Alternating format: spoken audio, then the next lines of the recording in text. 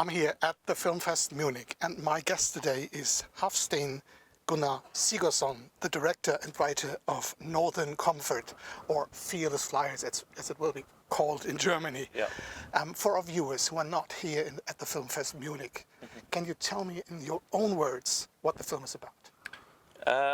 It's about a group of people who have quite severe fear of flying, and they are at a course to help them overcome their fears, and they are in London, and the sort of final test of the course is a flight, in that case to Iceland,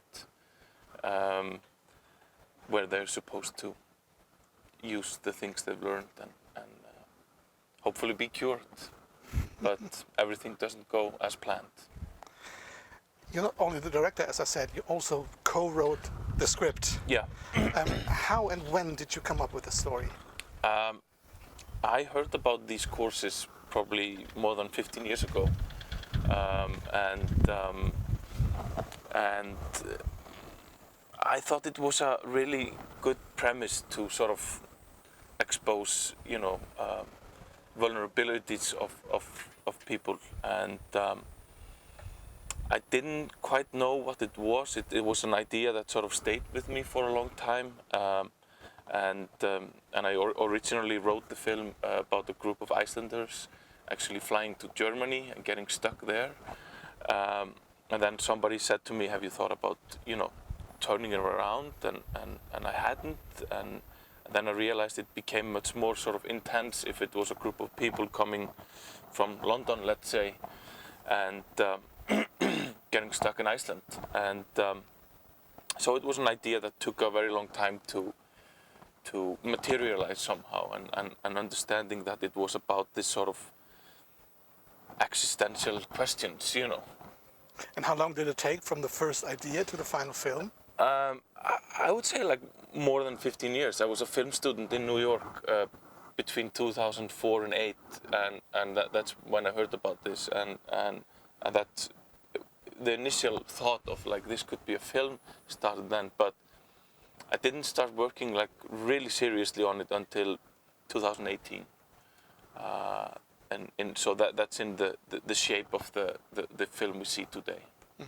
And when you see the film today, besides that change in the direction, is it exactly what you had in mind in the first place? I guess so. It's filmmaking is a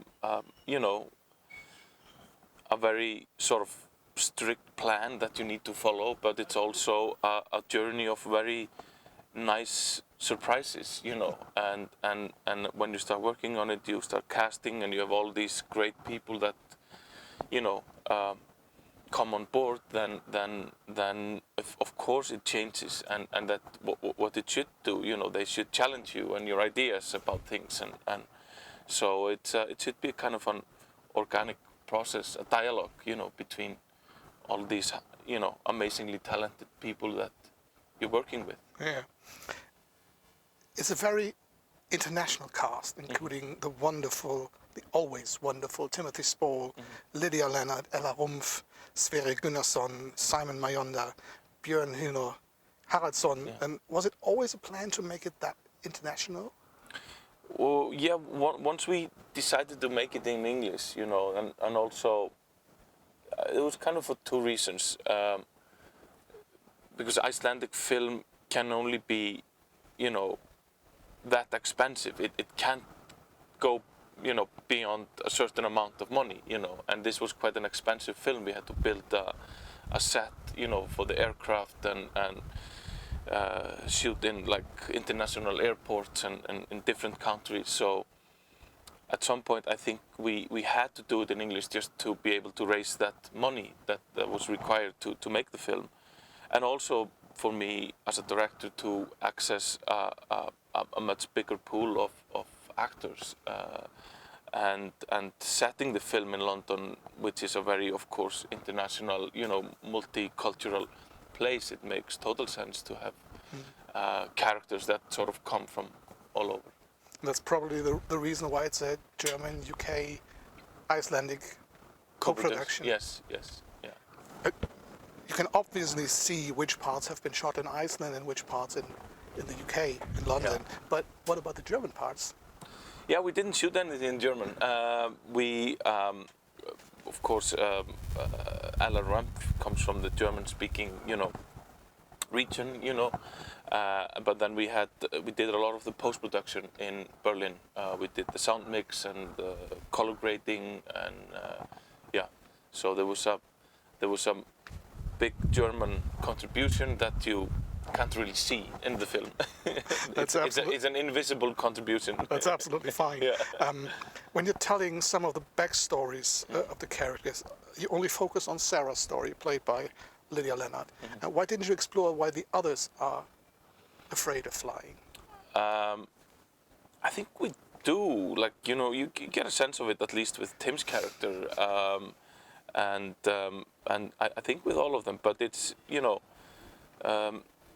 it's an ensemble film, but Sarah, Lydia's character, is the sort of central character. She's the one that sort of brings us emotionally on that trip.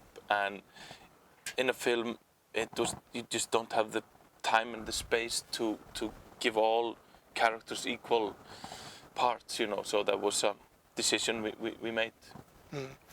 I've heard a lot of directors saying, especially here at the film festival, how hard it is to get an idea financed.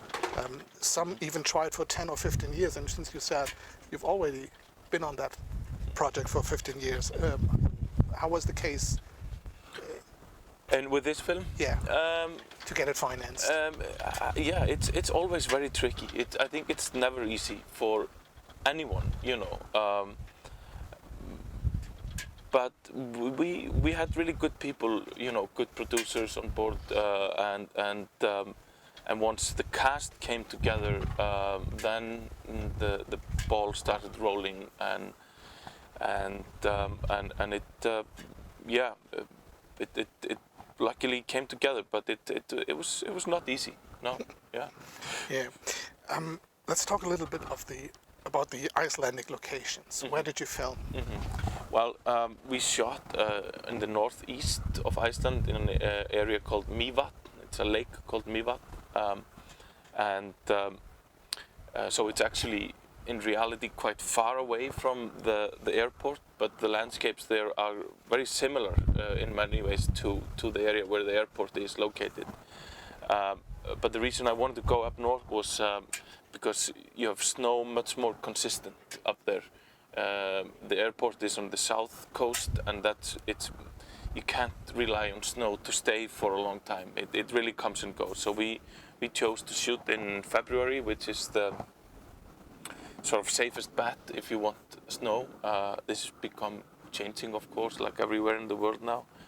So so it was mainly because I really wanted that hardcore winter, feel to it as a contrast to London and then Cabo Verde, and just visually it's a very beautiful area.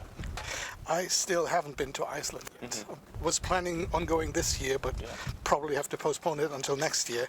But what places do I have to see besides all the tourist spots?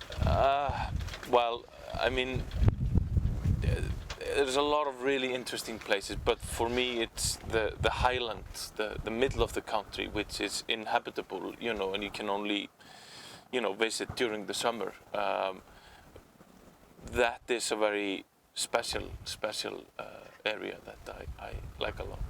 Okay.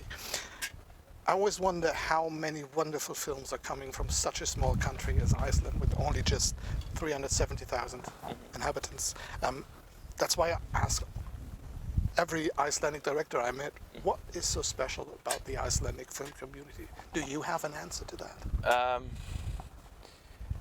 Yes and no. I mean, I think there's a lot of culture and art being produced in Iceland, and my theory is that it comes out of boredom, because there is fuck all to do in Iceland. There is nothing there, so I think people need to sort of, entertain each other somehow. And there's of course a big tradition for storytelling and literature, And no, but it's also a good community. It's a small community of filmmakers. People are supportive to each other, and I think at least my generation understands that if one of us is doing well, that means good things for all of us. So yeah, people are supportive. Yeah. I always think that having a budget for a film is good because you might be creatively challenged, and but I'd like to know, would you have done anything different if you had, let's say, unlimited time or endless money? Well, I mean, your time is always limited, and on this film, for instance, there were things that cost a lot of money, and that meant I had less time to shoot the film, so we had to be very organized, and I think actually constructions or constrictions, are restrictions are a creative thing, because it makes you have to come up with creative solutions, and yeah, I mean, of course it's great to have the liberty of having big budgets and doing whatever, but it doesn't necessarily make you do things differently.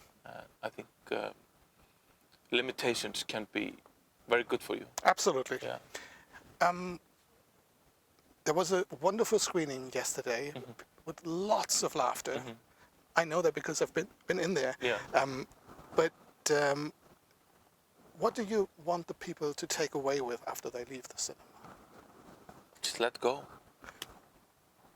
Yeah, I mean, there are a lot of things to be, afraid of or drive us mad or make us anxious, and I think we just need to sort of try to let go of that, enjoy it while we're here, while it lasts. That's a wonderful idea. Yeah. What about the future? Is there anything you can already talk about? Any new projects on the horizon? I just finished a TV series as well that just came out in Iceland now, and hopefully it's going to play in Germany later. I'm coming out of a period of doing a film and a TV series sort of back to back, and so I'm developing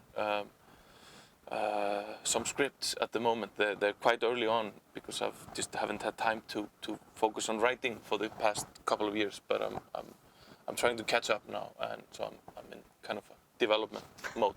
Can't wait to see more of your work. Thank you very much for the Thank you. interview, and good luck with the film. Thank you.